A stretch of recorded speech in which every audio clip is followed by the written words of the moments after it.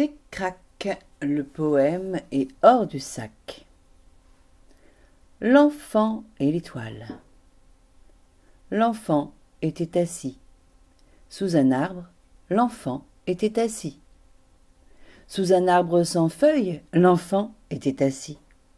Une larme coulait. Sur sa joue, une larme coulait. Sur sa joue d'albâtre, une larme coulait en silence. Le sang qui vient du cœur n'est pas rouge comme ailleurs. Il a la transparence de la plume de l'ange, bien qu'il soit l'innocence qui s'enfuit. Le sang qui vient du cœur n'est pas rouge comme ailleurs, il a la transparence et il coule en silence. L'enfant voit une étoile. À travers les branches, l'enfant voit une étoile. À travers les branches de son arbre sans feuilles, la lumière de l'étoile par l'œil, il la recueille.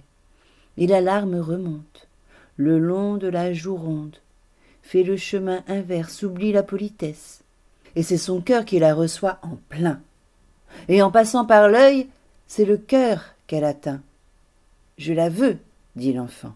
Je la veux, dit l'enfant, je la veux maintenant. » Mais Dieu, qui lui répond que c'est non. « Je ne peux pas, dit Dieu, car c'est une symphonie qui se joue dans les cieux. » Je ne peux pas, dit Dieu, car c'est une symphonie qui se joue chaque nuit. C'est une symphonie et chaque étoile y joue une note de feu.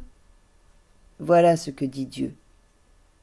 Si j'enlève une note, explique Dieu d'un ton docte, si j'enlève une note, alors tout est fichu.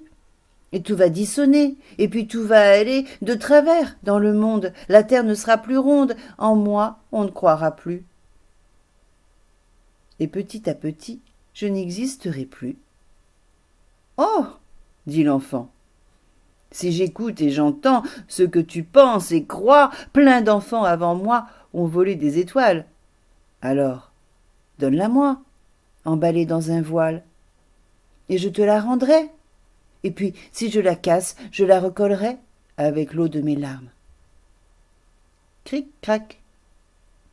Le poème est dans le sac.